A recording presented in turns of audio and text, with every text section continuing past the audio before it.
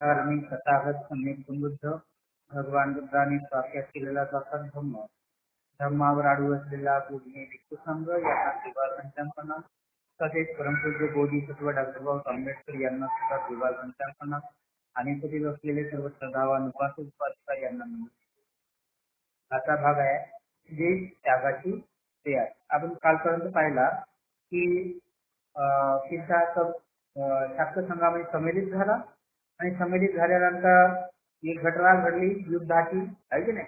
अशा पद्धतीने आता आपण त्याचा परिणाम आता काय होते आपण हा पाहू ना.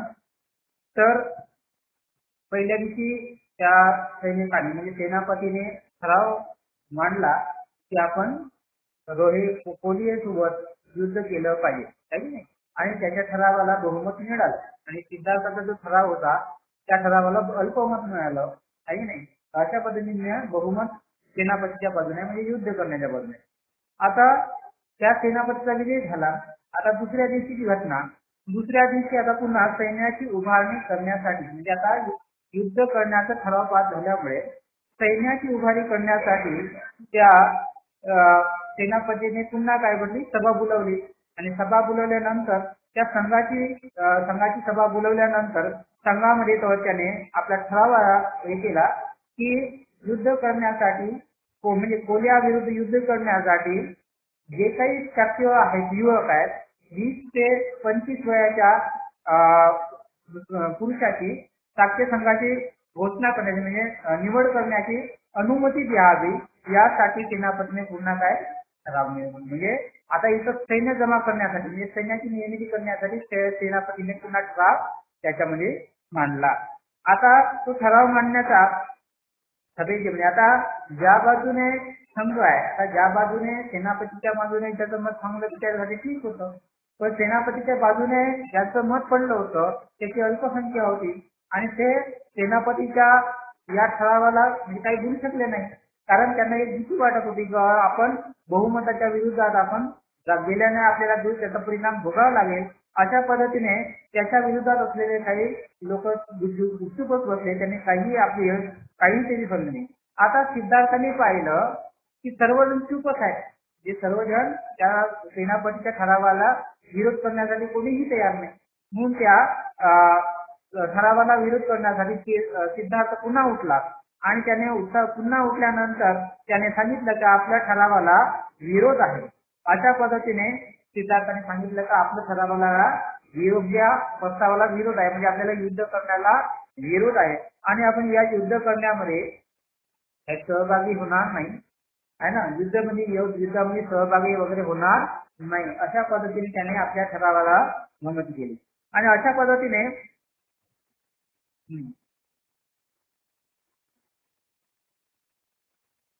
त्या सिद्धार्थाने सांगितलं की म्हणजे सैन्याच्या भरतीसाठी म्हणजे सैन्याच्या भरतीच्या तुमच्या निर्णयाविरुद्ध माझा काय विरोध आहे, म्हणून मी सैन्यात दाखल होणार नाही आणि युद्धातही भाग घेणार नाही. अशा पद्धतीने सिद्धार्थाने आपलं मत प्रदर्शन केलं आणि अशा पद्धतीने सिद्धार्थाचं उत्तर रडल्यानंतर तो सेनापती त्यांना काय म्हणतो की सदस्याचा जेव्हा तू संघाचा सदस्य होत असताना कोणती शपथ घेतली ती तुला आठवते काय, आहे नाही. अशा पद्धतीने तू त्या शपथीचा भंग केल्यानंतर तुला लोकनिधीला बळी पडावा लागेल. अशा पद्धतीने त्या सेनापतीने सिद्धार्थाला म्हटलं आणि अशा पद्धतीने सिद्धार्थाने म्हटल्यानंतर त्या सिद्धार्थाने उत्तर दिलं, होय मला माहित आहे की मी कोणत्या तनमन धनाने साक्ष संघाचे मी काहीतरी हितरक्षणाचा रक्षण करी अशी मी शपथ घेतलेली होती, म्हणून हे युद्ध करणं हे शाक्याच्या हिताचं मला दिसत नाही, मला वाटत नाही आणि म्हणून मला शाक्याच्या हितासाठी जे काही शाक्याच्या हितासाठी नाही आहे त्याच्यासाठी मला लोकनिंदा जरी पडली तर मला त्याची पर्वा नाही. अशा पद्धतीने सिद्धार्थाने सांगितलं आणि अशा पद्धतीने कोलियाबरोबर सतत चर्चा करण्याकरता राहण्यावरून शाक्य आणि कोलियाच्या हल्यामध्ये कसे पद्धतीने खेळणे बनलं आहे, म्हणजे शाक्य आणि कोली याच्या याच्यामध्ये लढाईमुळे शाक्य संघ हा सेनापतीचा खेळणे कसं बनलेला आहे हे सिद्धार्थाने दाखवून देण्याचा करण्याचा प्रयत्न करतोय. पण आता हे दाखवण्याचा प्रयत्न करत असताना संघाला त्याने एक सावधगिरीचा इशारा दिला, पण हे म्हणत असताना त्याने सांगितलं तर अशा पद्धतीने आपण जर कोलिया विरुद्ध युद्ध केलं तर जो कोसलाधिपती नरेश आहे तो काय करेल आपल्यावरती कारवाई करू शकेल. अशा पद्धतीने दुसरी ही बाब त्या सिद्धांताने सांगितलं. मग त्याच्या परवानगीने आपण जर कोलिया विरुद्ध युद्ध केलं तर तो म्हणजे कोसला देशाचा राजा आहे तो आपल्यावरती काय करेल काहीतरी कारवाई करेल. अशा पद्धतीची पुन्हा त्याने सिद्धार्थाने आपलं मत सांगितलं. आणि असं म्हटल्यानंतर सेनापती रागामध्ये आल्यानंतर त्या सिद्धांताला उल्लेख म्हणाला की तुझ्या अशा पद्धतीची भाषा कौशल्य आता काही उपयोगी पडणार नाही. अशा पद्धतीने त्याने म्हणून बहुमताने संघाने हा निर्णय घेतलेला आहे आणि तू त्याचं पालन केलंच पाहिजे. आणि तू जर त्याचं पालन केलं नाही तर तुला माहित आहे हा संघ तुला शिक्षा देऊ लागते. पण तुझ्या मनामध्ये असा विचार येत असेल की कोसलाधिपतीचा जो नरेश आहे त्याच्या संमतीशिवाय तुम्हाला म्हणजे तुला एक देहांताची किंवा देशत्यागाची शिक्षा यापैकी तुला शिक्षा देऊ शकणार नाही असं तुला संघ शिक्षा देऊ शकणार नाही असं तुला वाटत असेल. पण संघाकडे शिक्षा देण्याचे आणखी काही दुसरे अधिकार आहेत. अशा पद्धतीने तू विसरू नकोस अशा पद्धतीने सेनापतीने त्याला म्हटलं. म्हणजे सांगायचं तात्पर्य असं आहे की सेनापतीने त्यांना सांगितलं की तुला जर वाटत असेल की संघ तुम्हाला शिक्षा करणार नाही कारण त्याला कोसलाधिपतीची परमिशन लागणार आहे म्हणून तो तुम्हाला शिक्षा करणार नाही. पण असे काही अधिकार आहे तर ज्याची कोसलाधिपतीची म्हणजे संमती घेण्याची न करता अशी शिक्षा तुला देण्याचा संघाला काय आहे अधिकार आहे. अशा पद्धतीने सिद्धार्थाला त्याने आपल्या त्या सेनापतीने म्हटलं. आणि अशा पद्धतीने म्हटल्यानंतर तुला लक्षात ठेवलं पाहिजे हे संघ तुला शासन करू शकते. मग तुला एक काय करू शकेल दुसरं आपल्याकडे एक आहे तुझ्या कुटुंबाला बहिष्कृत करू शकेल बहिष्कार टाकू शकेल. म्हणजे तुझ्या संघ काय करेल तुझ्या कुटुंबावरती बहिष्कार टाकेल नाही तर तुझ्या कुटुंबातली जेवढी जमीन आहे संपत्ती आहे हे सुद्धा काय करेल हिसकावून घेईल. म्हणजे जमीन जप्त करू शकेल असं अधिकार संघ तुला शिक्षा देऊ शकेल. अशा पद्धतीने त्या सेनापतीने सांगितलं. आता सिद्धार्थाने म्हटलं कोलिया विरुद्ध जे काही दुष्परिणाम होणार आहेत या विरुद्ध दुष्कर भोगण्यासाठी मी सिद्धार्थाला जाणीव की कोलिया विरुद्ध जे काही कोलिया विरुद्ध युद्ध केल्यानंतर जे काही दुष्परिणाम भोगणार आहे ते सिद्धार्थाने जाणलं होतं. आणि जाणलं असून त्याने त्याला सांगितलं होतं की अशा पद्धती विरुद्ध आहे. पण आता सिद्धार्थाचा जो निर्णय आहे हा युद्ध करणं नाही युद्धाला विरोध करणं आहे. म्हणून त्या सिद्धार्थाने सांगितलं माझा तर निर्णय ठाम आहे. अशा पद्धतीने मला माझी चूक आहे म्हणजे हे जे मी जे संघाचा पासून जे विरोध केला आहे हे माझी चूक आहे. माझ्या कुटुंबाची काही गलती नाही म्हणून माझ्या कुटुंबावरती बहिष्कार घालू नका. माझ्या कुटुंबाची जमीन जप्तही करू नका. तुम्हाला जर मला शिक्षा द्यायची असेल तुम्ही देशत्यागाची किंवा देहांताची काय करा शिक्षा मला देऊ शकता. अशा पद्धतीने हा पर्याय सांगितला. आता सिद्धार्थ वगैरे 3 पर्याय सांगितलं होतं कोणतं एक देशत्यागाची किंवा बहिष्कृत म्हणजे आणि त्याला अशा पद्धतीने हे तीन शिक्षा आहेत. तर पहिली शिक्षा तर मान्य नव्हती. एक पहिली कोणता भाग होता युद्ध करण्याचा हा पहिला भाग होता तर सिद्धार्थ त्याच्यामुळे एवढा मोठा वाद निर्माण झाला. युद्धामध्ये सिद्धार्थ भाग घेऊ शकत नव्हता. दुसरा भाग आहे तर याची आपल्या काय म्हणते त्याला त्यांच्या कुटुंबावरती बहिष्कार करणे किंवा त्याची जमीन जप्त करणे हा तिसरा भाग सुद्धा सिद्धार्थाला पटण्यासारखा नव्हता. कारण तसं जर केलं तर त्यांच्या कुटुंबावरती काय होईल संकट येईल म्हणून सिद्धार्थाने ते पर्याय निवडला नाही. त्याच्यानंतर त्याने म्हटलं देशत्यागाचा हा पर्याय माझ्यासाठी आहे म्हणून मला तिसऱ्या पर्यायाची म्हणजे देशत्यागाची काय करता तुम्ही शिक्षा मला देऊ शकता. अशा पद्धतीने सिद्धार्थ त्यांना उद्देशून म्हटला. तर अशा पद्धतीने त्याने अशा पद्धतीने त्यांना 3 प्रकारचा त्याने परिचय सांगला. आता इथं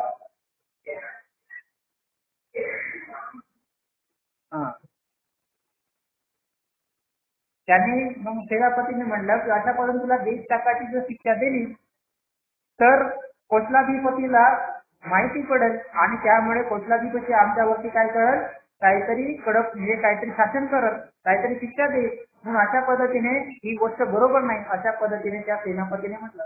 तेव्हा सिद्धार्थाने म्हटलं की मी माझ्या देशत्यागासाठी मी तुझ्या कोचलाधिपतीला सुद्धा माहिती पडू देणार नाही असं मी तुम्हाला वचन देतो, अशा पद्धतीने सिद्धार्थाने म्हटलं. आता दुसरा भाग आहे मार्ग सापडला पूर्वजेचा. आता सेनापतीला म्हटलं की तुझे म्हणणं मान्य करणे कठीण आहे की नाही. म्हणजे सेनापतीने म्हटलं की तुझे मान्य करणं कठीण आहे. कोणती देश त्यागाची शिक्षा देणे तुझी मान्य काय आहे कठीण आहे. तर हे देश त्यागाची आपण जर दिला तर कधीही तू ते कोचलाधिपतीला कितीही काही केला तरी ती त्यांना गोष्ट म्हणजे ते गोष्ट त्यांना माहीत पडणार आहे आणि त्याच्यामुळे आम्हाला त्या संघामुळे काय होईल त्याचा दुष्परिणाम भोगावा लागेल. म्हणजे त्याची शिक्षा आम्हाला कोचलाधिपती देईल. अशा पद्धतीने म्हणून संघाला आम्हाला तो जाब विचारेल आहे की नाही.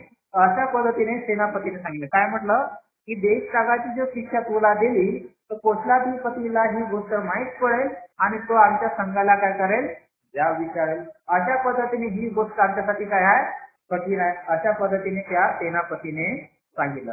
आता सिद्धार्थ आहे तो म्हणतो तुमची ही अडचण आहे तर मी याच्यावर एक दुसरा मार्ग सांगतो तुम्हाला.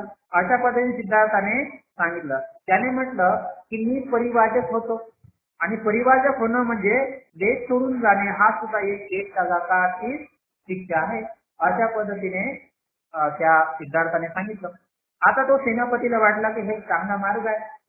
हा म्हणजे हा एक चांगला मार्ग आहे. म्हणजे इथून तुला शिक्षा देण्याचा हा चांगला मार्ग आहे. अशा पद्धतीने त्या सेनापतीला त्याला म्हणतात. पण प्रत्यक्ष हा सिद्धार्थाने प्रत्यक्ष स्थितीत उतरेल तर नाही उतरवेल याचा सेनापतीला काय होता थोडी शंका होती. म्हणून त्याने दुसरा प्रश्न विचारला तुला म्हणजे काय म्हणतात त्याला की संन्यास तुला संन्यास घेण्यासाठी आणि परिवाजक होण्यासाठी तुझी माता पिता तुझी पत्नी संमती देतील काय. अशा पद्धतीने सेनापतीने त्यांना प्रश्न विचारला. आता सिद्धार्थ इथं काय म्हणतो तर त्यांची संमती घेणं हा माझा मी पाहत होते मला मी त्यांची संपत्ती म्हणजे त्याची संमती घेतो. अशा पद्धतीने सिद्धार्थाने काय केलं म्हणतो तो माझा प्रश्न आहे मी त्याची संमती घेईन. अशा पद्धतीने सिद्धार्थाने त्यांना बोलला.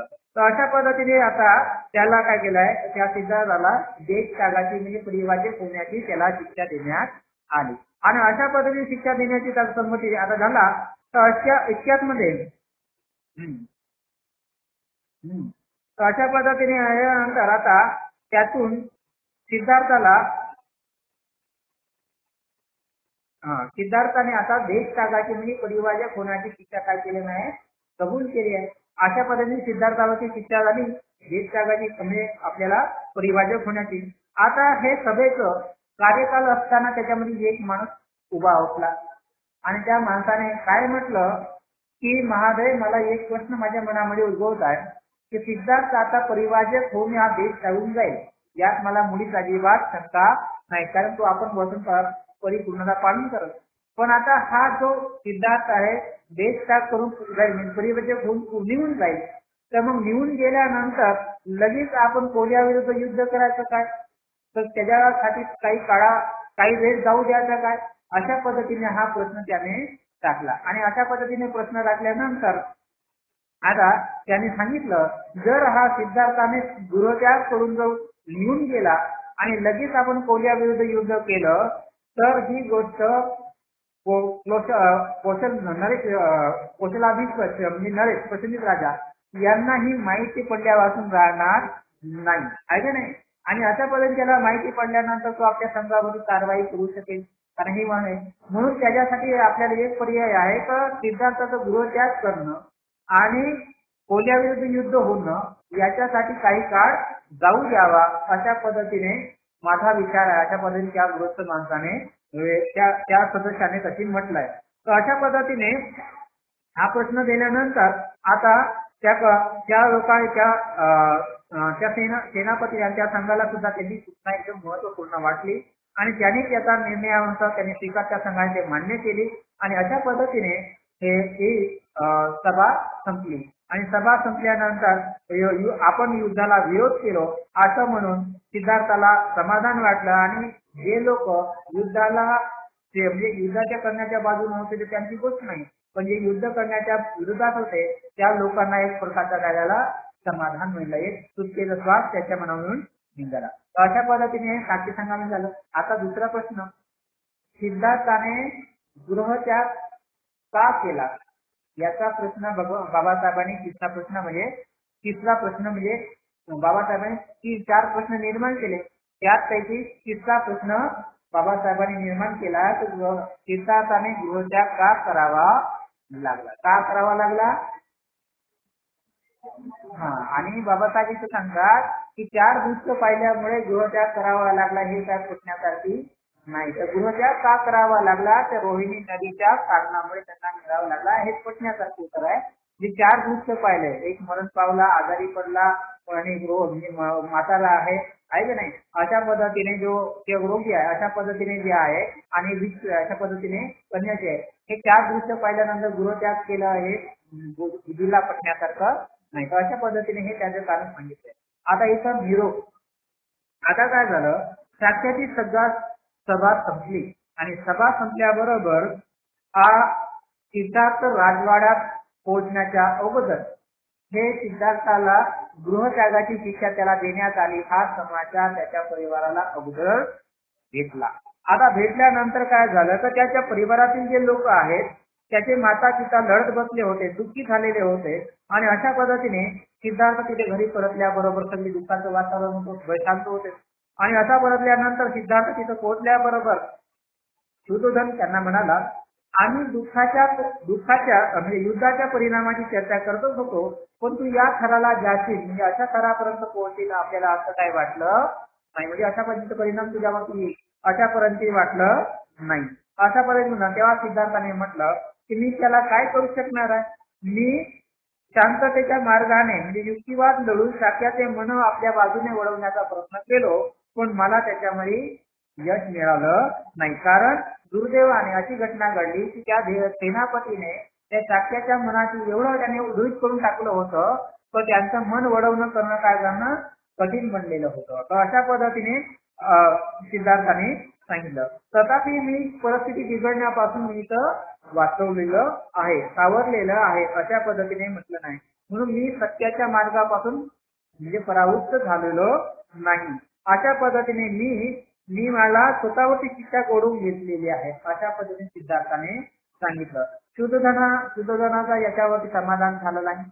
शुद्धोधनाने म्हटलं की आता तू जर आम्हाला सोडून गेलं तर आमचं काय होईल आहे की नाही, आमचं काय होईल याचा तू विचार केला नाही अशा पद्धतीने म्हटलं. आता सिद्धार्थाने उत्तर दिलं की तुमची जर जमीन जर जप्त केली असती तर तुमच्यावरती किती बिकट परिस्थिती आली असती, म्हणून मी हा जो जे शिक्षेचा भाग आहे तो माझ्यावरतीच घेतलाय अशा पद्धतीने त्या सिद्धार्थाने सांगितलं. तेव्हा शुद्धोधनाने म्हटलं की तुझ्याशिवाय या जमिनीचा आम्हाला काय उपयोग अशा पद्धतीने शुद्धताने म्हटलं. आणि अशा पद्धतीने शुद्धोधनाने म्हटलं की हे सगळं तोडताड करून आपण तुझ्यासोबतच आम्ही तुझ्यासोबतच का येऊ नये, म्हणजे अशा पद्धतीने म्हटलं की हे सगळं जे परिवार गिरवार जे काही जमीन संपत्ती सोडून आम्ही तुझ्यासोबतच गृहत्यागासोबत यावं अशा पद्धतीने या शुद्धोधन राजाने म्हटलं. तेव्हा सिद्धार्थ असं म्हटल्यानंतर लढत त्याची माता ही त्या मताला काय करते, संमती देते की आपण सुद्धा आम्ही सुद्धा तुझ्या बरोबर येऊ अशा पद्धतीने प्रजापतीने गौतमीने सुद्धा म्हटलं. अशा पद्धतीने सिद्धार्थ म्हणाला की आई तू क्षत्रिय आहे आणि क्षत्रिय आहे म्हणजे नंतर असं म्हटल्यानंतर तुला धीर धरून घेतलं पाहिजे. हे खरं होणार नाही, कारण तू अशा पद्धतीने दुःखामध्ये गेल्यामुळे मी रणागर मिळून गेलो असतो तर तू काय केली असतीस आहे की नाही. अशा पद्धतीने तुमचं म्हणणं काय बरोबर नाही. मी जर रणागरामध्ये मरून गेलो असतो तर तुम्ही काय केले असते. तेव्हा ते प्रजापती आई म्हणजे तू जर तिथे म्हणून गेला असतास तर ते क्षत्रियला शोभेसारखं झालेलं असतं अशा पद्धतीने म्हणून त्या म्हणजे म्हटलंय. पण आता तू अरण्यात जात आहेस, एखाद्या हिंसक पशुसोबत राहत आहेत आणि आम्ही इथे शांततेने कसे राहू आहे नाही, म्हणून मी तुला सांगते तू आम्हाला तुझ्या सोबत घेऊन तर अशा पद्धतीने त्या प्रजापतीने म्हटलं नाही की तू आता एकटाच जाणार आहेस, जंगलामध्ये राहशील, हिंद प्राण्यासोबत राहशील आणि अशापर्यंत तू तिकडं राहशील. आम्ही तुला आम्ही कसे इथं शांततेने राहू नाही, अशापर्यंत तू तिकडं दुःखी राहशील आणि आम्ही इथं शांततेने कसे राहू, म्हणून तू आम्हाला घेऊन चल, अशा पद्धतीने प्रजापतीने म्हटलं. आता तुम्हाला सिद्धार्थाने म्हटलं तुम्हाला सर्वांना सोबत घेऊन जाणे हे बरोबर नाही, कारण नंद सुद्धा काय आहे, लहान आहे. नंद कोण आहे, प्रजापतीचा मुलगा, लहान आहे ना. अशा पद्धतीने त्याच पद्धतीने त्या सिद्धार्थाने म्हणलं माझा पुत्र राहू हा नुकताच जन्मलेला आहे आणि अशा पद्धतीने तुम्हाला त्यांना घेऊन जाणे सुद्धा हे बरोबर नाही. म्हणून म्हणून अशा पद्धतीने ही गोष्ट काय बरोबर नाही. याच्याने गौतमीचं समाधान झालं नाही. तिने म्हटलं आपण सर्वजण त्याचा देश सोडून आपण कोसलाधिपतीच्या संरक्षणासाठी राहण्यासाठी कोसल देशात जाऊया, अशा पद्धतीने प्रजापतीने म्हटलं.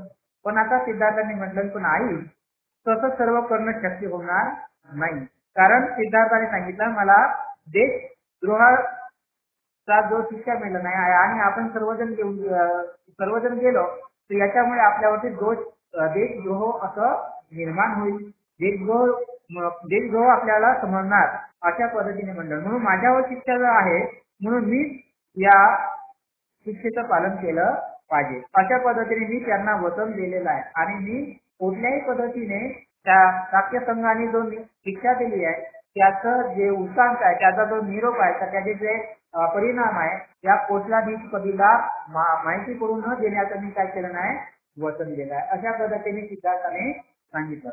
म्हणून मला एकट्याला जावं लागेल आहे आणि यात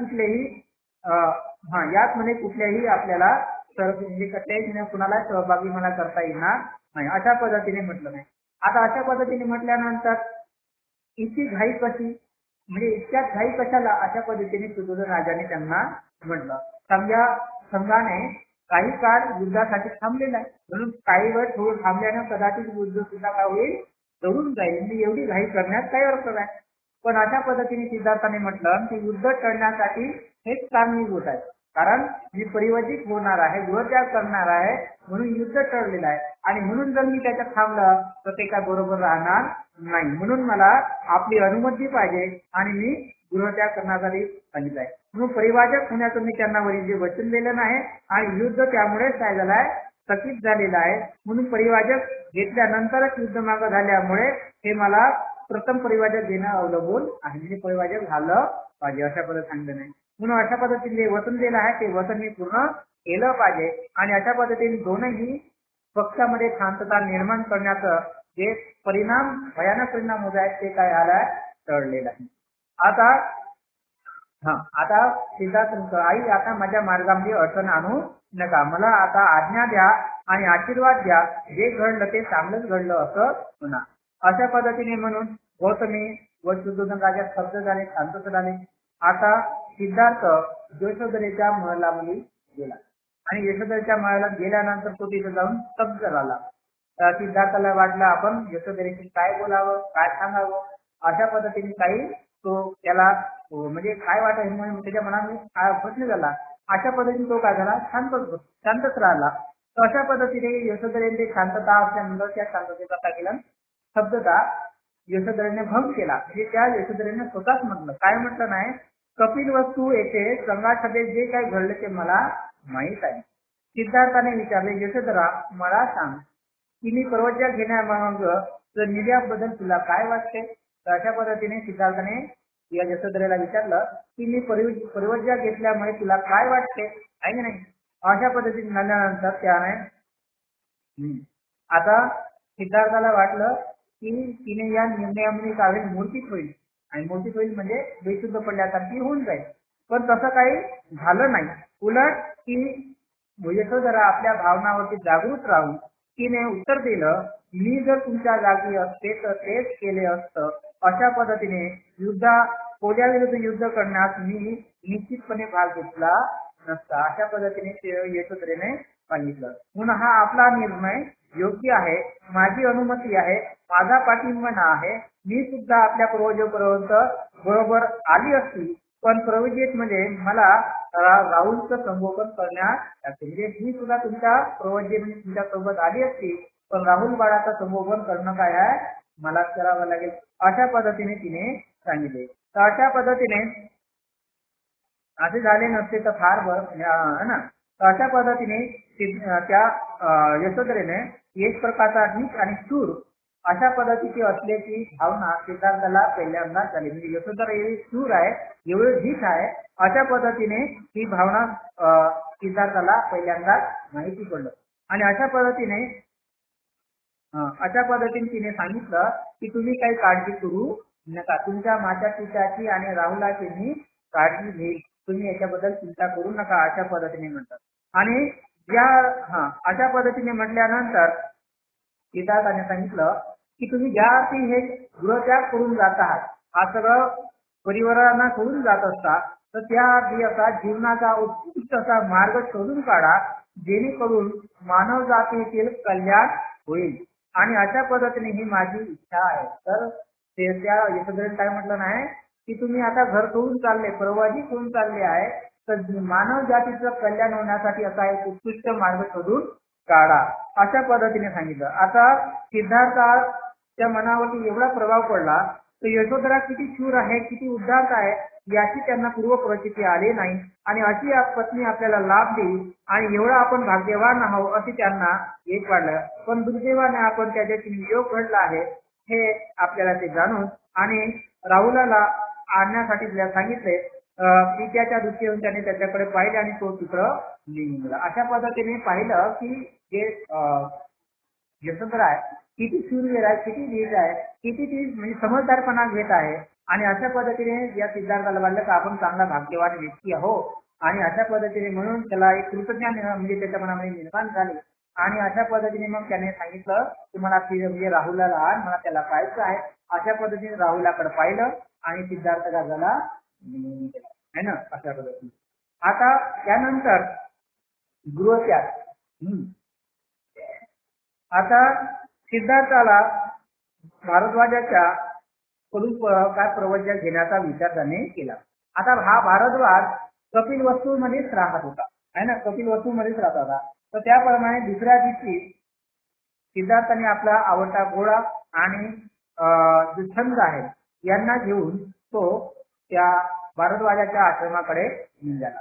आता तो आश्रमाजवळ जातच आहे तर त्या आश्रमाजवळ खूप मोठी गर्दी त्यांना दिसली. आणि अशा पद्धतीने तिथं स्त्री पुरुष सगळ्यापर्यंतची लोक त्या आश्रमाच्या दारातील काय आहे उभे आहेत. आणि जेव्हा त्यांना ते आश्रमाजवळ गेले तेव्हा सगळेजण त्यांना हात जोडून वंदन करत आहेत. अशा पद्धतीने त्यांनी पाहिलं.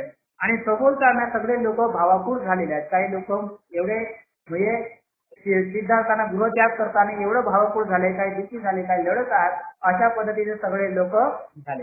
आणि अशा पद्धतीने त्याने सुद्धा त्या गर्दीतून त्यांना रस्ता काढत कसे तरी त्या भारद्वाजाच्या आश्रमामध्ये पोहोचले. म्हणजे त्या आश्रमात पोहोचले.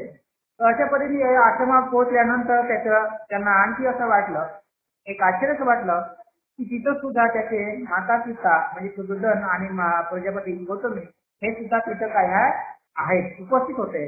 हे पाहिल्याबरोबर सिद्धार्थाला तिथं गेल्यानंतर एक प्रकारचं वाईट वाटलं. का वाटलं? कारण त्यांना सिद्धार्थाने प्रवज्या घेत असताना पाहून निश्चित त्याच्या आई वडिलांना ते दुःख होईल हे सिद्धार्थाला माहित होतं. म्हणून त्याच्या मनामध्ये एक प्रकारचं वाईट म्हणजे एक प्रकारचं त्यांना दुःख निर्माण झालं. तर अशा पद्धतीने तिथं गेल्यानंतर त्याच्या आई वडिलांनी त्यांच्या पाहिलं आणि अशा पद्धतीने मोठ्या प्रवासाने त्याच्यापर्यंत चिंते केले. आता तिथं गेल्यानंतर त्याच्या आश्रमामध्ये पोहोचल्यानंतर त्याचे माता पिता तिथंच होते. तर त्यांना मग आता सिद्धार्थांनी पाहिलं मग त्याची माता पिता तिथंच आहे. पण त्यांना पहिल्यांदा वाटलं की त्यांना वाईट वाटलं की माता पिता नसायला पाहिजे, पण आता असे होते. म्हणून त्या सिद्धार्थाने काय केलं, त्यांच्या माता पिताकडे गेला आणि त्यांचा आशीर्वाद मागितला, त्यांना वंदन केलं आणि आशीर्वाद मागला की मला आता प्रवचित होण्याचा आशीर्वाद द्यावा. अशा पद्धतीने त्यांनी आशीर्वाद दिले. तेव्हा सुदर्शन राजा आणि प्रजापती याच्या मुखातून एकच शब्द बाहेर पडला नाही. उलट त्यांच्या कडून रडून किंवा कंठाळून त्यांनी धरले आणि अश्रूंनी त्याला न्हाऊन टाकले. म्हणजे त्याच्या त्या सुयोधन राजांनी काय केलं, त्यांना त्यांच्या तोंडातून एकही शब्द कळलं नाही. उलट त्यांनी काय केलं, त्या मुलाला आपल्या छातीशी पकडलं, घट्ट पकडलं आणि त्याच्या म्हणजे अश्रू काय डोळ्यातून काय पडले, अश्रू पडले. अशा पद्धतीने त्याने ते आता त्यानंतर छन्नाने त्या कंटकाला एका आश्रमाच्या बांधायला बांधलं आणि सुयोधन राजा आणि प्रजापतीला रडत पाहून त्यालाही भरून आलं. कोणाला? त्या छन्नाला, आहे की नाही. तर छन्नाने त्या घोडाला एका बाजूला बांधला आणि छन्न तिथं होता. त्या छन्नाला सुद्धा प्रजापती आणि सुयोधन राजा हे लढत असतात हे पाहून त्या छन्नाला सुद्धा काय करत, म्हणजे लढून झालं. आता मोठ्या कष्टाने तो माता पितापासून दूर राहील आणि छन्न उभा होता तेथे त्याला आपले कपडे व काय अहंकार घरी परत नेण्यासाठी सांगितलं. आता जिथं छन्न होता तिथंच त्याने आपले अहंकार आणि कपडे सुद्धा त्यांना काढून टाकले आणि परिवाजकाचे जे कपडे आहेत ते धारण केले आणि मुंडन केलं. आणि अशा पद्धतीने त्याचा जो चुलत भाऊ आहे महानाम यांनी परिवाजकाचे जे कपडे आहेत आणि भिक्षा पात्र त्याला आणून दिलं आणि सिद्धार्थाने ते वस्त्र धारण केलं. अशा पद्धतीने तो परिवाजकाच्या जीवनामध्ये प्रवेश करण्यापूर्वी त्याने दीक्षा घेण्यासाठी भारद्वाजाजवळ गेला आणि भारद्वाजाजवळ गेल्यानंतर त्याने भारद्वाजाने त्यांच्या शिक्षकाच्या सहाय्याने त्यांना आता परिवाजकाची जी आवश्यक संस्कार विधी आहे ती केली आणि अशा पद्धतीने सिद्धार्थ गौतम काय झाला, आता परिवाजक बनला. म्हणजे तो श्रवण बनला आहे ना, अशा पद्धतीने संन्यासी बनला. आता परिवाजक घेण्याची व विलंब न लावता शाक्याचा राज्याची सीमा त्याने सोडून गेली पाहिजे हे त्याच्या लक्षामध्ये आलं. म्हणजे सिद्धार्थाने आपल्या लक्षात आणलं की आता हे परिवाजक घेतल्याबरोबर आपण हे शाक्य लोकांची सीमा आहे ते सोडून गेलं पाहिजे. अशा पद्धतीने सोडून तो आपल्या प्रवासाला निघाला. तर अशा पद्धतीने तो आपल्या प्रवासाला म्हणजे शाक्याची सीमा सोडण्यासाठी असं करता करता काय झालं तर तो निघायला लागला. आता जायला लागल्यानंतर त्या जनसमुदाय आहे म्हणजे त्यांच्या जे आजूबाजूचे लोक आहेत ते सुद्धा काय झालंय, त्या सिद्धार्थाच्या पाठीमागे येऊ लागले. सगळे लोक अशा सिद्धार्थाच्या पाठीमागे लागले. आता सिद्धार्थ त्याचा जो घोडा छन्न आणि कंटक हे घोडा आहे मिळून ते जात आहे. तर जात असताना त्याच्या पाठीमागे काय झालं की त्या सगळं जनसमुदाय येऊ लागलं आणि येत असताना आता सिद्धार्थाने मागं वळून पाहिलं आणि मागं वळून पाहिल्यानंतर सिद्धार्थ थांबला आणि त्यांना उद्देश म्हणाला की काय म्हणाय, बंधू आणि भगिनीनो, तुम्ही माझ्या पाठीमागे येऊन काय फायदा होणार नाही. म्हणून मी शाक्य आणि कोलियाचा झगडा मिटवण्यासाठी असे ठरवलो आहे. परंतु तुमच्या तडजोडीमुळे तुम्ही एकमत केलं तर कदाचित यशस्वी होऊ शकाल. म्हणून तुम्ही परत जा. ही माझी विनंती म्हणजे ही त्यांनी काय विनंती केली आणि हे विनंती ऐकून तो जनसमुदाय मागे परतू लागला. तर अशा पद्धतीने त्याने विनंती केली आणि तो सगळे लोक काय झाले मागे. पण आता सुयोधन व गौतमी हे राजवाड्याकडे काय झाले परत गेले. म्हणजे गौतमी आणि सुयोधन राजा हा सुद्धा राजवाड्यामध्ये परत गेला. आता सिद्धार्थाने जे वस्त्र आणि अहंकार टाकून दिले आहेत याच्याकडे गौतमीने त्याच्याकडे पाहण्यासाठी सुद्धा पाहू शकत नव्हती. म्हणून तिला पाहिल्याबरोबर ते लढू यायचं किंवा तिला एकदम दुःख व्हायचं. म्हणून ते काय केलंय, त्या सरोवर म्हणजे राजवाड्यात जे सरोवर होतं त्याच्यामध्ये काय केलं, ते अहंकार आणि ते कपडे वगैरे त्याच्यामध्ये फेकून दिले आहे ना, अशा पद्धतीने दिले. आता परिवारातील संन्यास होण्याच्या रोजी त्याचं सिद्धार्थाचं जे वय आहे ते वय 29 वर्षाचं होतं. आता लोक त्याची प्रशंसा करू लागले की तो हा प्रसंग म्हणजे सिद्धार्थाची याची प्रशंसा करू लागले तर हा सर्वश्रेष्ठ अशा फुलपुष्ट म्हणजे अशा श्रेष्ठ कुलामध्ये उत्पन्न झाला आणि थोर माता पितापोटी जन्म झाला आणि विपुल धनसंपत्ती असलेली आहे.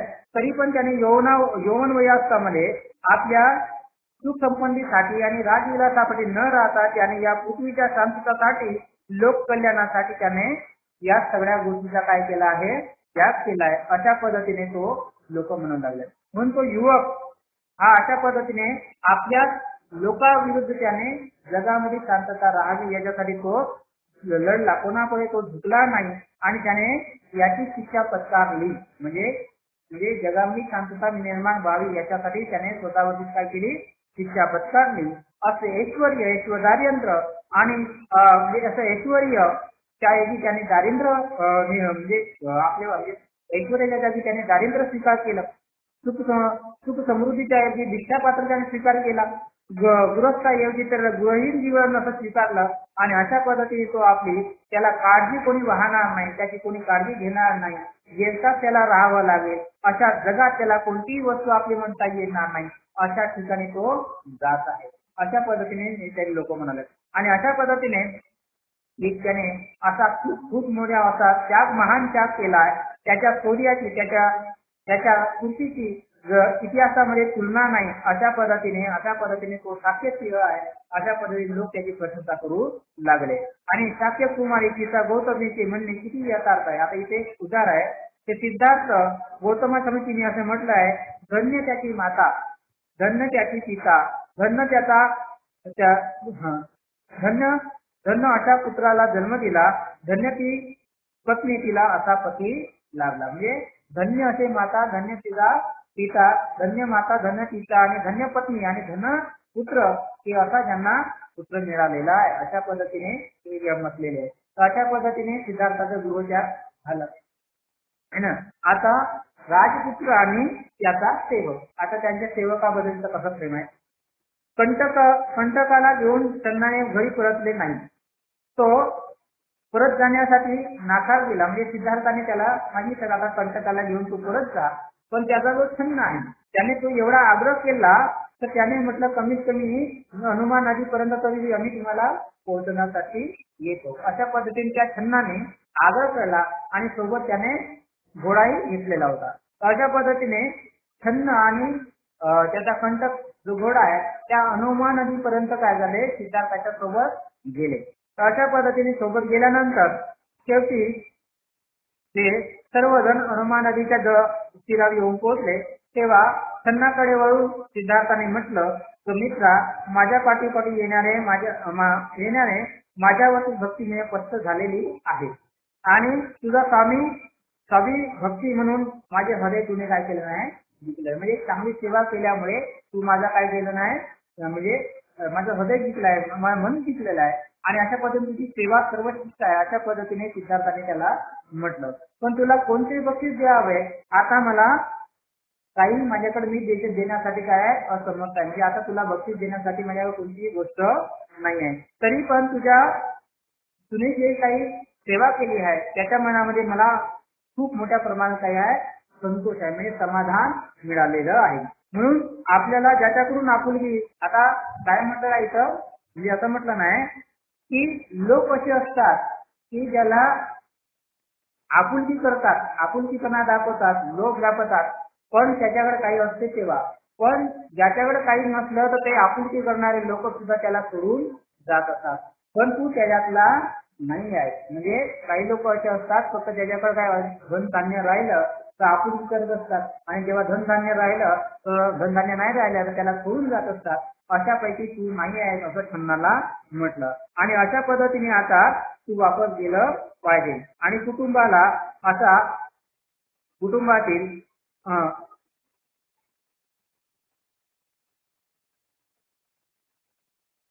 अशा पद्धतीने तू मला एक चांगल्या पद्धतीने सेवा केलेली आहे, मला माझ्या मनाला जिंकलेलं आहे.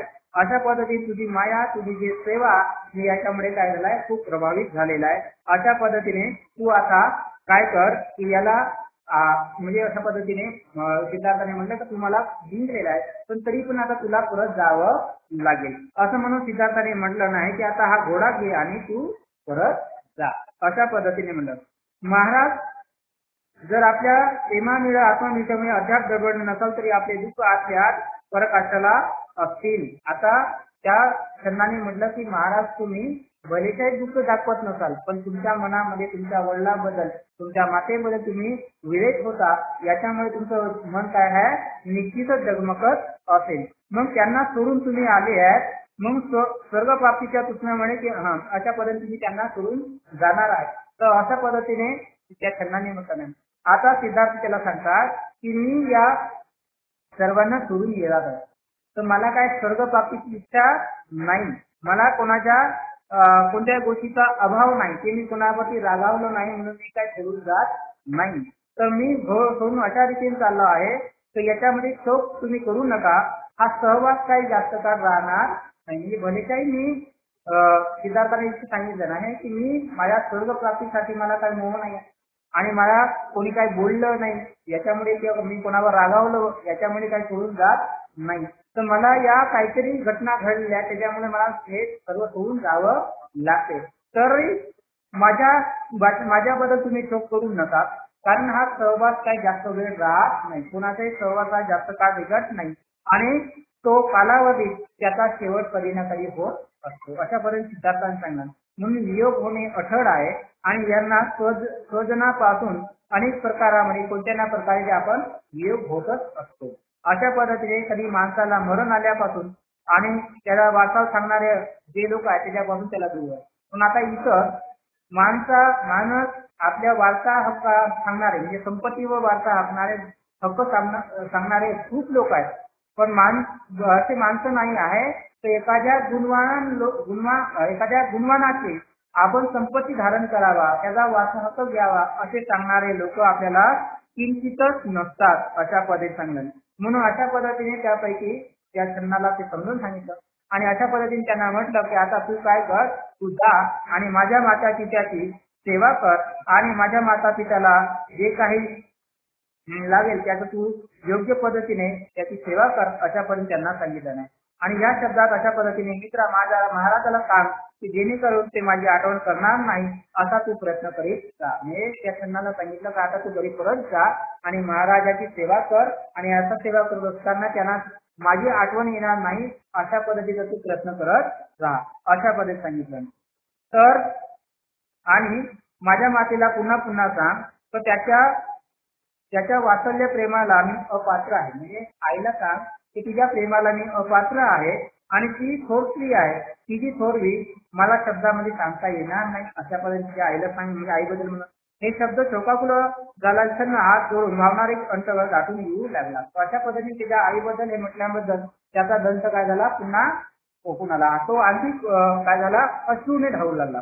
अशा पद्धतीने झाल्यानंतर स्वामी चिखलाने भरलेल्या एखाद्या हाती जसा म्हणजे हाती जसा विकलेला असतो, म्हणजे एखादा चिखलामध्ये एखादा हाती जसा फसला असतो आणि फसल्यानंतर त्याला वेदना जशा होतात तसे माझ्या मनाची अवस्था झालेली आहे. म्हणजे त्या शब्दाने काय म्हटलं नाही, जसं एखादी हत्ती चिखलात फसला आहे आणि जसं त्याला वेदना होतात तर त्या वेदना माझ्या मनाला निर्माण झालेल्या आहेत.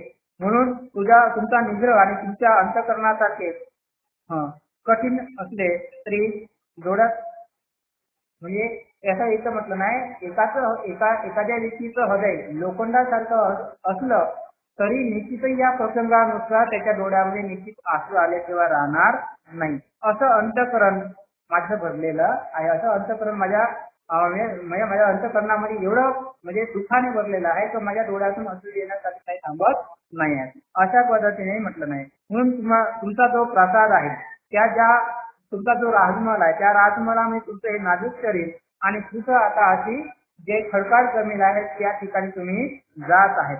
तर हे राजपुत्रा तुमचा हा निर्णय माहीत असताना तुम्ही म्हणता का कपिल वस्तू मध्ये मला मला परत जाण्यासाठी सांगता, मी कसा तुम्हाला जाऊ आहे का नाही. तो त्यांना काय म्हणतो की तुम्ही मला सांगता की तुम्ही परत जा कपिल वस्तू मध्ये परत जा म्हणजे राजवाड्यामध्ये परत जा असं म्हणता, तर तुमचं सगळं हे एवढं म्हणजे दुःख पाहून मी कसा काय तुम्हाला सोडून जाऊ शकतो अशा पद्धतीने त्यांना म्हणलं. म्हणून त्याने सांगितलं की एखादा तुम्ही धर्मनिष्ठ माणूस आहात, असा माणूस आपला धर्म कसं काय सोडू शकतो. आपले वृद्ध माता पित्राला तुम्ही सोडून कसे काय राहू शकता. आपल्या सावत्र आई जे तुम्हाला आपल्या मुलापेक्षा जास्त प्रेम केलं नाही अशा आईला तुम्ही सुद्धा सोडून कसे राहू शकता ऐकले. आणि नुकताच तो मुलगा जन्मलेला आहे अशा मुलाला तुम्ही कसं काय विसरणार आहे अशा पद्धतीने त्याने सांगितलं. म्हणून तुम्ही त्यांना सोडून जाऊ शकणार नाही अशा पद्धतीने त्यांनी म्हटलं नाही. म्हणून सद्गुणाची खाण ज्याच्यामध्ये आहे, कुटुंबाप्रती शोभा आहे असा व्यक्ती नुकतेच एका जन्माला जन्म दिला नाही आणि त्या पत्नीला सोडून त्या मुलाला सोडून तुम्ही त्याग कसा काय करणार. म्हणून या धर्माच्या चाहत्या म्हणून तुम्ही सद्धर्म चाहण्यावाड्या एखाद्या उजळ्या माणसाने संपत्ती त्याने उधळ करत पण अशा पद्धतीने आपल्या कर्तव्याचं सोडणार नाही. म्हणून तुम्ही धर्मनिष्ठ माणसं आहे, तुम्ही अशा पद्धतीने त्यांना सोडून जाणार कसे. तुमचे नातलग तुमचे आप्तजन राज्य सोडून जाण्याचा निर्धार केला तरी हे अन्नदाता तू मला सोडून जाणार नाही. आता इथं त्या छंदाने म्हटलं नाही, काय म्हटलं नाही की तुम्ही तुझ्या आई वडिलांना कसं काय सोडून जाणार. ज्या आईने तुम्हाला लहानाचं मोठं केलं, पुत्रापेक्षा जास्त प्रेम दिलं, अशा तुम्ही आई वडिलांना सोडून जाणार नाही. त्याच पद्धतीने नुकता जो पुत्र विद्यमान झाला आहे त्याला सोडून जाणार नाही. तुमच्या पत्नीला तुम्ही सोडून जाणार नाही. आणि एवढं त्यांना सोडून जाऊन सुद्धा माझ्यासारखा जो सेवक आहे, माझ्यासारखा जो सेवक तुमची सेवा करणार आहे त्यांना सोडून जाणार नाही अशी मला खात्री आहे. अशा पद्धतीने त्याने म्हटलं नाही. म्हणून अशा पद्धतीने माझे आदरस्थान म्हणजे माझं स्थान तुमच्या पाया शेजारी अशा पद्धतीने म्हटलं. अशा पद्धतीने तो म्हणजे अशा पद्धतीने छंद कायद्यातील म्हणू लागला आणि अशा पद्धतीने तो विनंती करू लागला की आपण परत जावा, गृहत्याग करू नये आणि कमीत कमी मला तरी सोबत घ्यावा अशा पद्धतीने सांगला.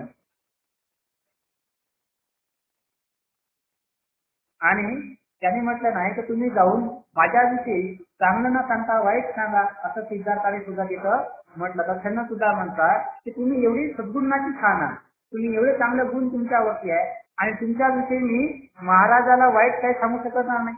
आणि सांगितलं तर महाराज सुद्धा या माझ्या शब्दावरती विश्वास करतील काय, तुमची आई विश्वास करेल काय, तुमचे परिजन ते विश्वास करतील काय, अशा पद्धतीने महाराजांनी सत्य होणार नाही. आणि अशा पद्धतीने त्याने म्हटलं की मी तुमच्या विरुद्ध काही बोलू शकणार नाही. आणि अशा पद्धतीने मलाच ते लोक निर्लज्जपणाने आणि मला ते सांगताना सुद्धा किती निर्लज्जपणा वाटेल याची सुद्धा मला जाणीव आहे अशा पद्धतीने सांगितलं. म्हणून अशा पद्धतीने प्रेमाने भरलेला, दयापूर्ण भरलेला अशा माणसाला सोडून जाणं आणि मी त्याला सोडून जाणं माझ्यावरती कठीण आहे. म्हणून तुम्ही माझ्यावरती काय करा, दया करा आणि परत चला अशा पद्धतीने त्याने म्हणलं. तर अशा पद्धतीने हा छंद आहे एकदम दुःखाने किरकिर होऊन सिद्धार्थाला अनेक प्रकारे त्याला गृहत्याग करण्यापासून काय करत आहे, रोखण्याचा प्रयत्न करत आहे. आणि त्याला आपल्यापासून दूर होण्यासाठी म्हणजे दूर जाण्यासाठी आणि परिवारापासून दूर जाण्यासाठी अनेक प्रकारचे प्रयत्न करतायत. आणि खरोखर त्याचं दुःख काय आहे, एक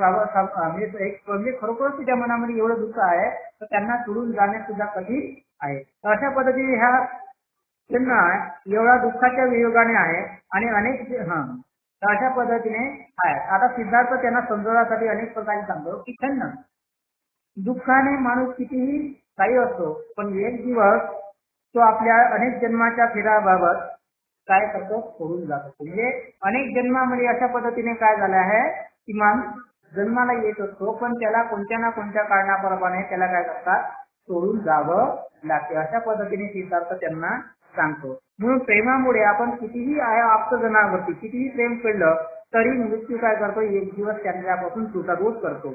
म्हणून माझी आई जिने मला अनंत वेदना सोडून म्हणजे माझी आई जिने मला जन्म दिलाय, तिने अनेक वेदना सोडून मला जन्म दिलाय, आज ती कुठे आहे आणि मी कुठं आहे अशा पद्धतीने त्याला सांगितलं. म्हणून पक्षी जसे काय होतात, जेव्हा रात्रीचा वेळ येतो तेव्हा एका झाडाखाली सर्व पक्षी जमा होतात आणि जेव्हा सकाळ होतात ते पक्षी आपापल्या बळी निघून जात असतात आणि ते पक्षी कुठं राहतात आणि दुसऱ्यांना काय ते घेत नाही. अशा पद्धतीने सहवास हा सोडताच राहतो आणि मिळून सुद्धा आपण त्याची कुटातूट होत असते.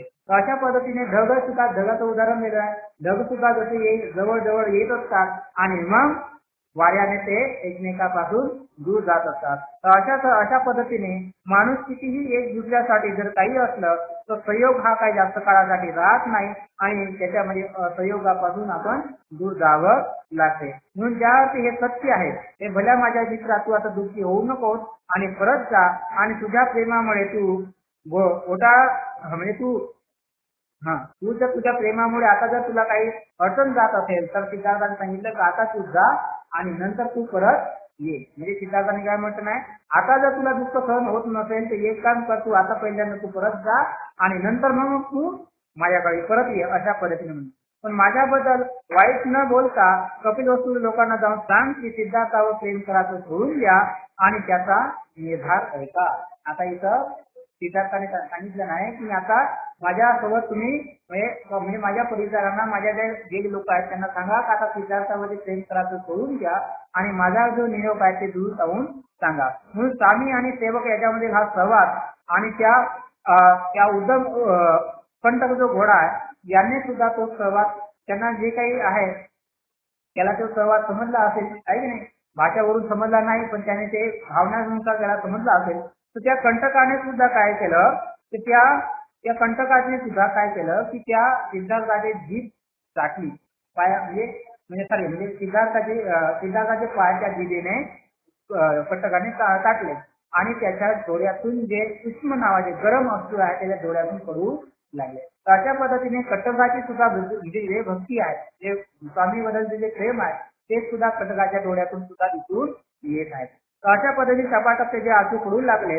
आणि सिद्धार्थाने मग काय केलं तर ज्याचे बोट एकमेका साईला जोडलेले आहे, ज्याच्या हाताखाली थोडासा गड्डा आहे, अशा हाताने सिद्धार्थाने काय केलं कटकाच्या चेहऱ्यावरती हात पसरवला आणि अशा पद्धतीने कटकाला म्हटलं पाठीसोबत मित्रा आता अश्रू ढाळू नकोस, आवर अश्रू, तुझ्या कष्टाचे फळ तुला लवकरच भेटेल, अशा पद्धतीने सिद्धार्थाच्या घोड्याला म्हटलं. त्यानंतर छन्नाने आपल्या म्हणजे आपल्या छन्नाने त्या घोड्याला घेऊन परत येऊ लागला.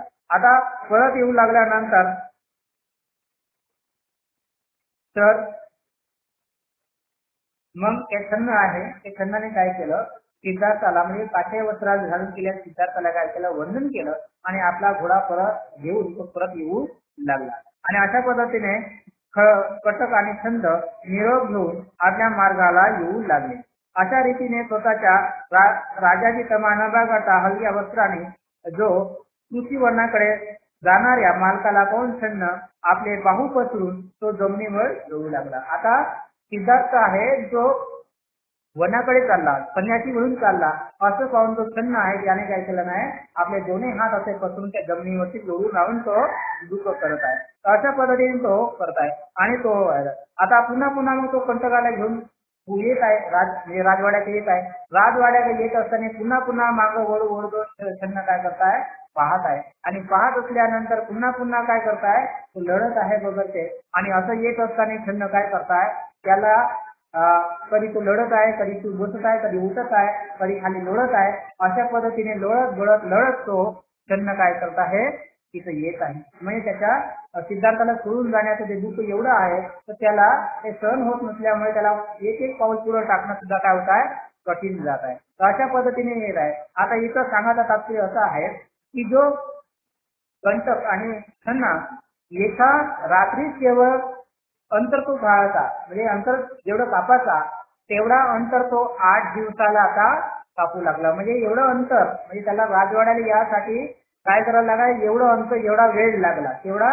एक रात्रीपर्यंत जेवढं अंतर घालवायचं होता त्याला 8 दिवस त्याला राजवाड्यापर्यंत यायला वेळ लागला. तर अशा पद्धतीने तो दुःखाने होऊन अशा पद्धतीने यायचा आणि कंटक सुद्धा वारंवार आपल्या मान वळून त्या आपल्या मालकाकडे पाहायचा आणि पाहिल्यानंतर त्याला सुद्धा असं वाटायचं. पण त्या कंटकाने काय केलं की येत असताना या घोड्याने येत असताना कधी गवताला सुद्धा तोंड लावलं नाही, पाणी सुद्धा पिलं नाही आणि अशा पद्धतीने कंटक आणि हा जो छन्न आहे अशा पद्धतीने तो आपल्या कपिल वस्तूमध्ये अशा पद्धतीने परत आला.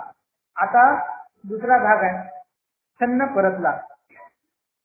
आता छन्न परतल्यानंतर अशा रीतीने छन्न जो आहे आपल्या राजवाड्यामध्ये परतला आणि परतल्यानंतर तिथं पाहिलं तर जे कपिल वस्तू आहे एकदम कशी दिसली आहे तर अशी कपिल वस्तू अशी दिसली की सुंदर आणि अशी नटलेली आहे, पुष्पाने नटलेली आहे, फुलं बाळं आहे, सगळ्या बाजूने सुंदर्याने आहे. पण ती तरी पण अशी कपिल वस्तूची नगरी या छन्नाला ओसाड वाटू लागली आणि अशा पद्धतीने राजपुत्र नाही आहे तर त्याच्यामुळे अशा पद्धतीने ओसाड वाटली. अशा पद्धतीने छन्न आणि तो घोडा तिथं रात्रीपर्यंत पोहोचला आणि अशा पद्धतीने पोहोचल्यानंतर आता घोडा या वस्तीमध्ये येत असताना तिथं पाहिला की आता छन्न परत येत आहे आणि छन्न परत असल्यानंतर तिथले काही लोक आहेत त्यांनी पाहिलं का अरे बाबा आता आपला राजपुत्र येत आहे, राजकुमार येत आहे. अशा पद्धतीने आता लोकांना वाटायला लागलं आणि वाटायला लागल्यानंतर त्याने काय केलं की आपल्या घरातले जे दारं वगैरे खिडक्या आहेत त्याच्या पाठी येऊन पाहायला लागतात आणि येऊन पाहायला लागल्यानंतर काय दिसते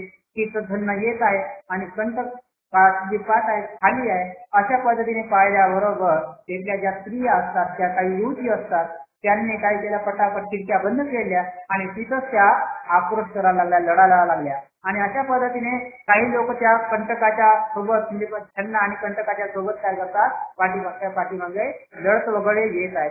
अशा पद्धतीने ते प्रसंग येत आहेत आणि अशा पद्धतीने तो आता राजमहालामध्ये येऊन पोहोचला. आणि राजमहाला पोहोचल्याबरोबरच आता तिथं कंटकाने काय केलं की तो जो घोडा आहे तिथं जाऊन त्या तबूमध्ये बांधला आणि तबूमध्ये बांधल्याबरोबर घोड्याने असं किंचाळी केली आणि किंचाळी केल्याबरोबर राजघराण्याचे जे लोक होते त्यांना वाटलं तर निश्चितच आता राजपुत्र आलाय. अशा अर्थाने धावत धावत येऊन तिथे येऊन पाहतात तर काय आहे, घोडा खाली आहे, त्याच्याबरोबर राजपुत्र कुठं दिसला नाही. पुन्हा मग ते काय झाले, शोकाकूळ झाले. अशा पद्धतीने कपिलवस्तू मध्ये आल्यानंतर कपिलवस्तू म्हणजे जे काही लोक आहेत हे सुद्धा दुःखी आणि म्हणजे एकदम म्हणजे त्या राजपुत्राच्या वियोगाने खूप दुःखी झालेले आहे. अशा पद्धतीने या सगळ्या आहेत. आता सगळ्याच्या चेहऱ्यावरती जे काही आहे एकदम निराशा बनलेली आहे, सगळ्याच्या चेहऱ्यावरती काय आहे, दुःख आहे. अशा पद्धतीने सगळे लोक दुःखी झाले आहेत. आणि जेव्हा हा जो कंटक आणि छन्न हे सुद्धा इथं जर पाहिलं आहे तर ते सुद्धा काय आहे, अश्रुधारे आहेत. आणि अशा पद्धतीने जो राजकुमारातील जे राजातील जे लोक आहेत ते कंटकाला छन्नाला विचारतात की आमचा राजपुत्र कुठं आहे, आमचा राजकुमार कुठं आहे, आमचा कुलदीप कुठं आहे, असे म्हणून सगळे लोक छन्नाचा पाव काय करतात, लढत आहेत. अशा पद्धतीने आता अशा पद्धतीने आहे. आता हा जो सुधोधन राजा आहे याच्या मनामध्ये सुद्धा वाटलं की जो छन्न आहे हा छन्न काय करेल की आपल्या मुलाला परत आणेल, पण ते सुद्धा काय निराशेत आहे. अशा पद्धतीने इथं छन्न परत आला आणि छन्न परत आल्यानंतर सगळे युवती सगळे जण लोक हे काय आहे, शोकाकुल झालेले आहे. अशा पद्धतीने शोकाकुल झाले. आता त्याच्यानंतर शोककुल कुटुंब.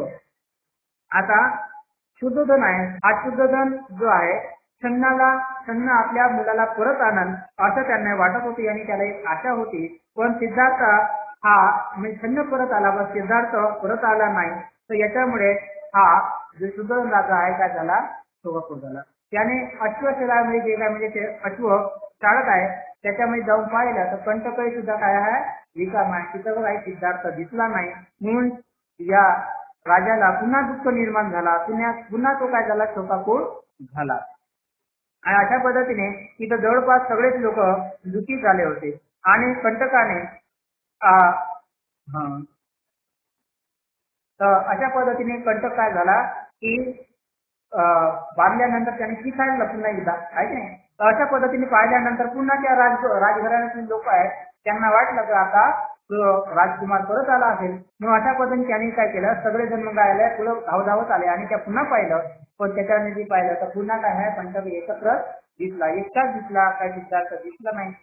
पुन्हा ते काय झालंय, पुन्हा अशा दुःखी झाले म्हणजे पुन्हा त्यांनी शोक म्हणजे त्यांची एक आशा निर्माण झाली होती पण पुन्हा ती निराशा निर्माण झाली. तर अशा पद्धतीने आता गौतमी आहे, या गौतमीचा मनाचा काय झाला, ताबा सुटला. ती सुद्धा मोठमोठ्याने लढू लागली, मूर्छित होऊ लागली आणि लढत असताना ती ओरडत म्हणायला लागली. काय म्हणायला लागली की ज्याचे आजूबाजू म्हणजे ज्याचे बाहू आहे की नाही, हे आजूबाहू आहेत म्हणजे बाजू त्याचे मजबूत आहेत आणि कंबर सिंहासारखी आहेत, बैलासारखे डोळे आहेत आणि ज्याच्या अंग सोन्यासारखे पिवळी धड आहे, असा ज्याची छाती रुंद आहे, आवाज दुर्बोध आहे, मेघ गर्जनासारखा आहे, असा वीर पुरुष वनाच्या आश्रमामध्ये कसा काय राहील. अशा पद्धतीने गुण गाव म्हणजे अशा पद्धतीने म्हणून ती काय करत आहे, शोकाकुळ होतात. असे सर्व गुण संपन्न असलेला वीर आता आपल्याला निघून गेला आहे. म्हणून हे पृथ्वी सुद्धा कशी काय राहील आणि असा द्वितीय पुरुष खरोखरच या पृथ्वीपासून सोडून गेलाय तर या पृथ्वी खरोखरच ती काय राहण्यास अयोग्य झालेली आहे. अशा पद्धतीने म्हणजे तिने म्हटलं नाही, या कपिल वस्तूमध्ये असा हा जो थोर पुरुष निघून गेला आहे की या पृथ्वीवरती राहणं सुद्धा काय झालं आहे, अयोग्य निर्माण झालेला आहे. अशा पद्धतीने म्हणलं, ज्याचे बोटे सुंदर आहेत आणि घोटे नाही पाळून कमलासारखे आहेत, नेमकमलासारखे आहेत म्हणजे चक्रावरती आहेत, अशा पद्धतीने सुकुमल आहे, दोन पायाने त्या खडकाळपदे काय कसं काय चालू शकेल. अशा पद्धतीने गौतमी काय म्हणताय, तर ज्याचं शरीर कमजोर म्हणजे कोमल आहे, सुंदर आहे, ज्याच्या पायावरती चक्र आहे, अशा पावलाने तो खडकाळ जमीन कसं काय चालत असेल. अशा पद्धतीने म्हणून लढत राहते. ज्याच्या शरीरावरती असे उंच महागे वस्त्र असायचे. आता अशा असणारा व्यक्ती आता तो वनातील जे काही असं जे वस्त्र आहे, ज्या वस्त्राने म्हणजे एखादी ते वस्त्र शोभणार नाही असे वस्त्र धारण करणार आहे, त्याच्या पद्धतीने जो अशा पद्धती सुगंधी पदार्थाने ज्याची झोप लागायला सुगंधी पदार्थाने सुगंधामध्ये तो आणि चंदनाने सजवलेल्या अशा चांगल्या गादीवरती त्या शयनावरती तो आराम करायचा. आता तो खडगाळ जमिनीवर कसं काय त्याला झोप लागत असेल, आहे की नाही. अशा पद्धतीने ज्यांना म्हणून त्याची प्रशंसा करू काय गौतमी म्हणजे प्रजापती गौतमी काय गोष्टी शोकाकुळ करत होती.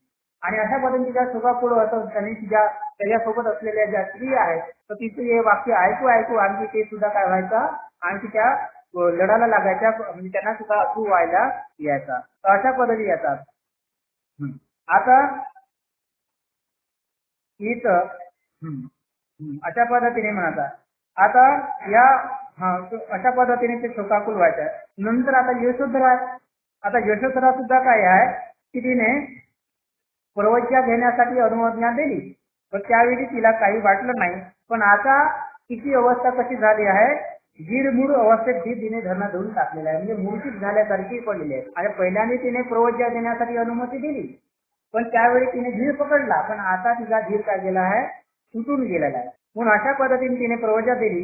म्हणून ती सुद्धा म्हणत आहे, काय म्हणत आहे, मी धर्मपती असताना मला कधी काय सुटून गेले आहे ना, त्यांनी मला विधवा करून मागे करून टाकले गेले आहे. म्हणून आपल्या पत्नीला आणि आपल्या नव्या जीवन कर्माची भागीदार करायला पाहिजे होते. आता तिने काय म्हटलं नाही की मी त्याची धर्मपत्नी आहे म्हणून तिने आपल्या नवीन जीवन घेतलं नाही, त्याच्यामध्ये मला भागीदार करायला पाहिजे.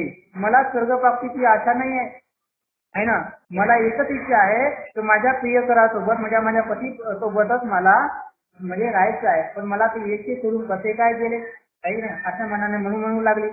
ज्याचे डोळे विशाल आहेत, ज्याच्या हास्य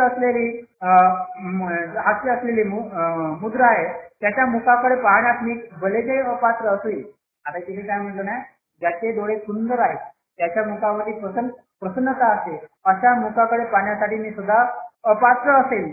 तरी बिचाऱ्या राहुलने काय केलंय, त्याने आपल्या पितावरती मांडीवर खेळू नये का, अशा पद्धतीने म्हणत आहे की नाही. आणि अशा पद्धतीने ती म्हणत आहे. आणि हाय रे देवा, त्या सत्पुरुष माणसाचे माझे हृदय किती निष्ठुर आहे. अशा पद्धतीने ती म्हणते की हाय रे देवा, माझं हृदय किती निष्ठुर आहे आणि मी कशा पद्धतीने त्याला सोडून जाण्याची अनुमती दिली. आणि अशा पद्धतीने शत्रूलाही मोहित करता नाही अशा बोबड्या पोराला सुद्धा त्यांनी कसं काय सोडून गेलं. अशा पद्धतीने म्हणून ती काय करत आहे, शोकाकुळ करताय, लढत आहे. आणि खरोखरच तीच म्हणताय की माझे हृदय खरोखरच लोखंडाचे, जणू काय ते दगडाचे असावे किंवा लोखंडाचे असावे, जेणेकरून माझ्या दगडाला याचा अशा पद्धतीने ती म्हणत आहे की जेणेकरून मला त्याचा पादरे फुटत नाही आहे. म्हणजे अशा पद्धतीने कदाचित माझं हृदय कसं आहे, केवढं कठोर आहे ते, जेणेकरून ते दगडाचं असावं किंवा लोखंडाचं असावं, तर त्याच्या हृदयाला पादर सुद्धा फुटत नाही. अशा पद्धतीने ती म्हणून काय करताय, लढत आहे. आणि ती म्हणते मला आता हे दुःख मला सहन होत नाही. अशा पद्धतीने दुःख काय करतात, शोषण करताय. तर अशा पद्धतीने तिच्या या दुःख म्हणजे अशा पद्धतीने तिच्यासोबत सुद्धा काही स्थिती असतात, त्यांनी सुद्धा तिचे शब्द ऐकून आणि तिच्या ते दुःख पाहून त्यात सुद्धा काय झाला, बेभान लढायला लागल्या, दुःख शोषण करायला लागल्या. आणि अशा पद्धतीने तिकडे ते दुःख आहे. अशा पद्धतीने सगळीकडे त्या राजवाड्यामध्ये जिकडं पाहिल्यानंतर काय आहे, एक प्रकारचा दुःखाचाच माहोल आहे, दुःखाचाच परिचय आपल्याला इथं दिसत आहे. तर अशा पद्धतीने सगळीकडे दुःख आहे. आता इथं छन्न आणि कंठ सुद्धा परत आले. आणि आल्यानंतर त्यांचा जो आता कंठ आणि जो छन्न हा सुद्धा परत आला.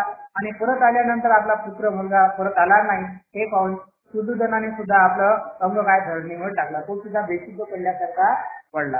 आणि अशा पद्धतीने सगळीकडे शुद्धजन राजा जेव्हा धरणी बेशुद्ध पडत असताना धरणीवर टाकत असताना सेवकाने त्याला काय करलं, सावरलं. आणि अशा पद्धतीने त्याला एका पलंगावर एका बेडवरती किंवा एखाद्या सैन्यावरती त्यांना बसवलं. आणि अशा पद्धतीने तो त्या घोड्याकडे पाहून, म्हणजे राजा त्या घोड्याकडे पाहून, छन्नाकडे पाहून पुन्हा काय करताय, त्याला अश्रू एका डोळ्यामध्ये पुन्हा तो काय करताय, लढत आहे. अशा पद्धतीने सुदोधन आता उठला. आता काही वेळ झाला अशा पद्धतीने शोकाकूळ झाला आणि त्यानंतर शुद्धोधन असा उठला आणि उठल्यानंतर त्याने जो मंदिर आहे त्या मंदिरात गेला आणि मंदिरात जाऊन त्या देवाची प्रार्थना केली, पूजा केली, आपला मुलगा सुरक्षित परत यावा अशी त्याने आराधना केली. आणि अशा प्रकारे देवा कधी आम्ही त्याला पाहू अशा पद्धतीने शुद्धोधन आणि यशोधरा आणि अशा पद्धतीने त्यांचे दिवस गेले. म्हणजे अशा पद्धतीने ते लोक शुद्धोधनाची वाट पाहू लागले की आपण कधी त्यांना पाहू अशा पद्धतीने पाहिजे. तर अशा पद्धतीचा त्यांचा एक कर्तव्य आपण परिवार पाहिलेला आहे. अशा पद्धतीने शोकाकुळ झाला. आता याचा भाग आपण उद्या पाहू. ठीक आहे.